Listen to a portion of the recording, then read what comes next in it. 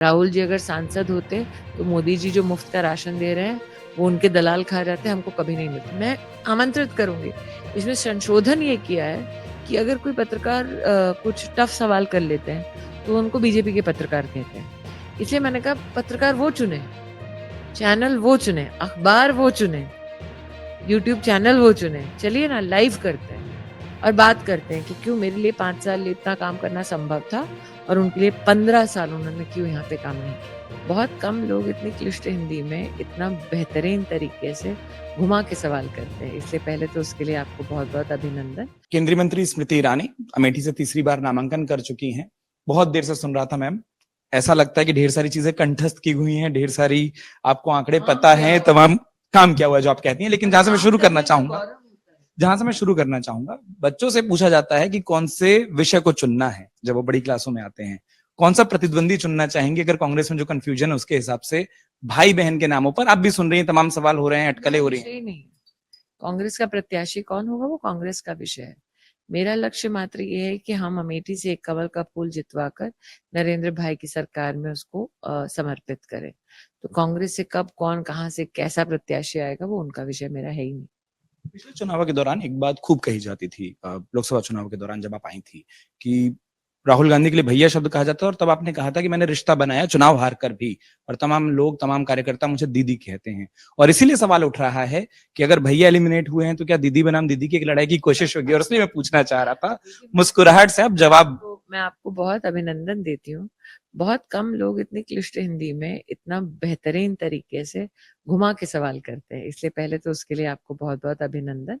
दूसरा मैं पुनः कहती हूँ, परिवार से चाहे कोई भी आए, उनको शिकस्त ही देखने को मिलेगी, क्योंकि मैं पिछले 5 सालों में जो काम कर पाई हूँ, जिसमें 2 साल कोरोना के रहे हैं।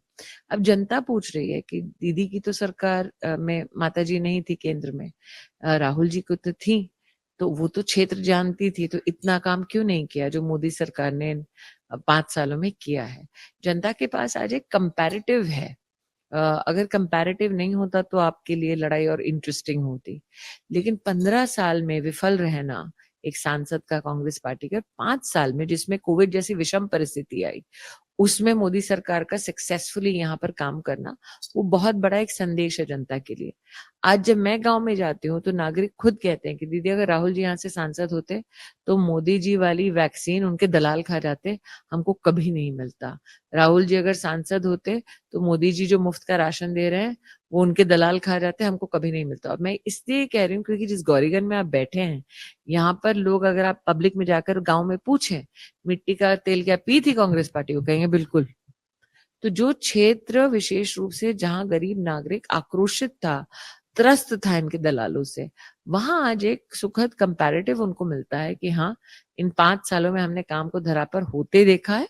और उसके सामने है 15 साल एक लापता सांसद के लिए अमेठी बहुचर्चित थी।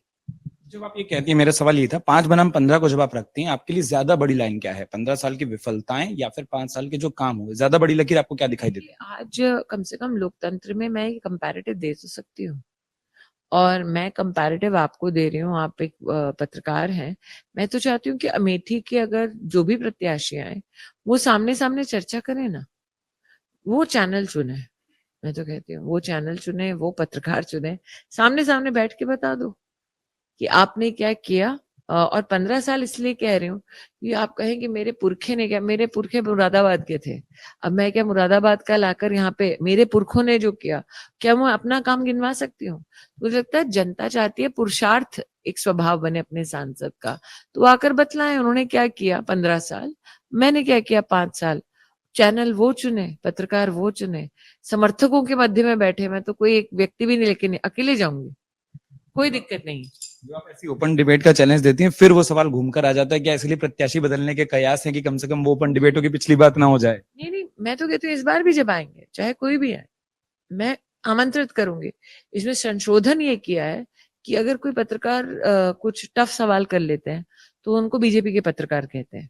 इसलिए मैंने कहा पत्रकार वो चुने, चैनल वो चुने, अखबार वो चुने, यूट्यूब चैनल वो चुने। चलिए ना लाइव करते हैं और बात करते हैं कि क्यों मेरे लिए 5 साल इतना काम करना संभव था और उनके लिए 15 साल उन्होंने क्यों यहाँ पे काम नहीं किया। एक चीज और, अखिलेश यादव जिस दिन कन्नौज से नामांकन कर रहे थे उन्होंने कहा था कि अब गढ़ बचे जाएंगे और सारे गढ़ों पर सारे बड़े लोग आएंगे। और ये पिछली बार भी जब आप चुनाव पे थी तब भी एक गठबंधन था और बड़ा गठबंधन था। जब वो कह रहे हैं कि हमारे तमाम दोस्त आएंगे, इशारा ये कहीं ना कहीं था कि परिवार से कोई, गांधी परिवार से कोई यहाँ आएगा। फिर समाजवादी पार्टी हमेशा से समर्थन करती आई है, लेकिन खुलकर एक होना, क्या गठबंधन की लड़ाई, उसके समीकरण आपको अलग दिखाई देते हैं? देखिए, मेरा ये मानना है कि उनकी हॉट एंड कोल्ड राजनीति है। मध्य प्रदेश का आप चुनाव ना भूलें, जिसमें अखिलेश जी स्वयं स्वीकार कर चुके थे कि उनका अपमान हुआ है वहां पर। आप ये ना भूलें कि मुलायम सिंह यादव जी को इसी कांग्रेस पार्टी ने भोजन तक नहीं परोसा था, बैठने तक नहीं दिया था। दूसरी ओर नरेंद्र मोदी जी की, मुझे लगता है, राष्ट्रव्यापक जो एक राष्ट्रव्यापी विचारधारा है, उसके चलते मुलायम सिंह जी को पद्म पुरस्कार देना अपने आप में इस बात का संकेत है कि नरेंद्र मोदी का मानना है कि किसी ने अपने पार्टी के लिए उत्कृष्ट कार्य किया है और उस उत्कृष्ट कार्य के माध्यम से समाज में अपनी एक छाप छोड़ी है, तो उनको एक राष्ट्रीय सम्मान मिलना चाहिए।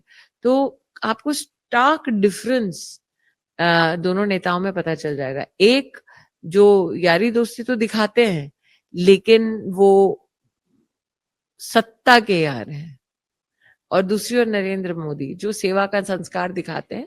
मैं खुद, आपको याद होगा, एक फोटो वायरल हुई थी, मुलायम सिंह जी सीढ़ी से उतर रहे थे, मैं चढ़ रही थी, तो मैंने पैर छुए, क्योंकि ये प्रथा है, हमारे यहाँ का संस्कार है कि बड़े से पैर छूने से पहले ना उसका धर्म पूछा जाता है, ना जात पूछी जाती है, ना उसकी पॉलिटिकल पार्टी पूछी जाती है। आपसे बड़े हैं तो आप करते हैं ये सारे काम। तो अखिलेश जी किस गढ़ की और किस परिवार की बात करें मैं नहीं जानती, लेकिन बार बार उनका कैंडिडेट बदलना वो क्या संकेत देता है? जब आपने संस्कार शब्द कहा, एक चीज मैं कहना चाहता हूँ, संस्कार को जिस तरीके से आप धारण करती हैं, मंगलसूत्र आपके गले में, और मैं ये शब्द घुमाकर इसलिए लाया क्योंकि इसकी डिबेट बहुत हो रही है। मंगलसूत्र शब्द पर हमने देखा है वो छीनने की बात। कैंडिडेट आएंगे ना, तब इस पे डिबेट होगी।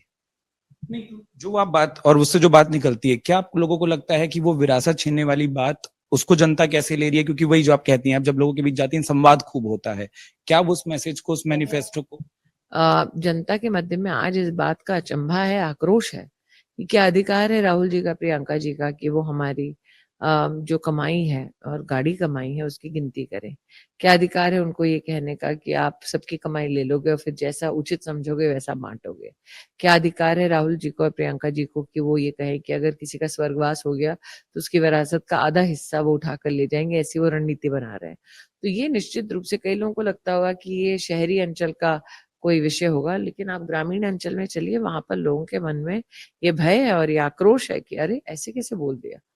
के नामांकन में मध्य प्रदेश के मुख्यमंत्री डॉक्टर मोहन यादव आए हुए थे और उसको लेकर भी कमेंट आ गए। कहा यह गया कि इस बार स्मृति ईरानी जी समीकरण साधने की ज्यादा कोशिश कर रही हैं।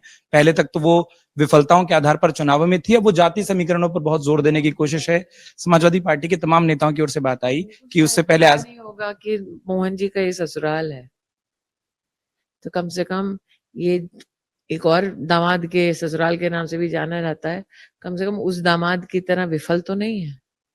एक सफल व्यक्ति है जिसने अपने प्रदेश में न सिर्फ राजनीतिक सफलता हासिल की है, बल्कि साथ ही समाज कल्याण का वो सबसे बड़ा उदाहरण है।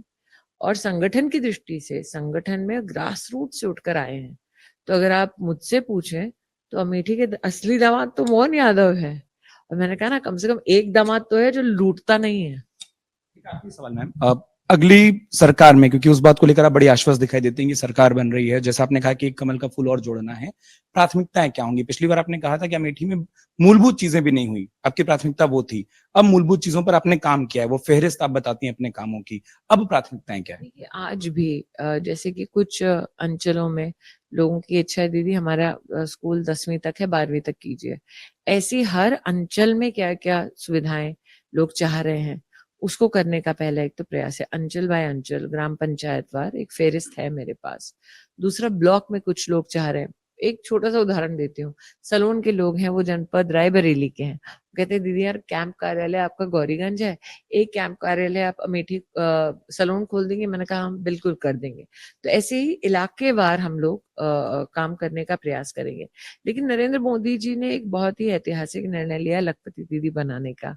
अमेठी में गत 3-4 वर्षों में 13,000 बहनें लखपति दीदी बनी है। मेरा ये प्रयास रहेगा अगले 5 सालों में 50,000 बहनें अमेठी में लखपति दीदी बने। दीदी की बात पर जो अपने समर्थकों के बीच में दीदी के नाम से लोकप्रिय हैं, स्मृति ईरानी अपनी बात रखती हुई कि उन लोगों की, उन महिलाओं की खासतौर पर वो आर्थिक दृष्टि को बढ़ाना चाहती हैं, उनकी आर्थिक क्षमता को बढ़ाना चाहती हैं।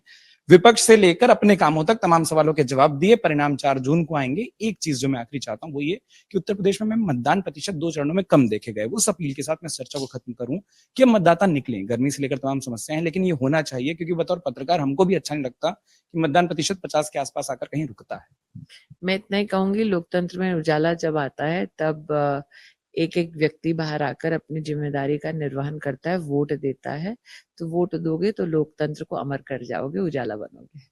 बहुत-बहुत शुक्रिया इस पूरी बातचीत और समय देने के लिए स्मृति ईरानी। जिस अपील के साथ बात खत्म की वो अपील सबसे बड़ी है, उसका ध्यान रखिए। अपने हिस्से के मुद्दे और परिणामों तक सब कुछ हम आपको बताएंगे 4 जून को। अपने सहयोगी शामिर के साथ उत्कर्ष चतुर्वेदी, अमेठी से अमर उजाला के लिए। अगर आप ये वीडियो YouTube पर देख रहे हैं तो हमारे चैनल को सब्सक्राइब करें और बेल आइकन को दबाना ना भूलें। अगर आप Facebook पर ये वीडियो देख रहे हैं तो हमारे पेज को लाइक करें।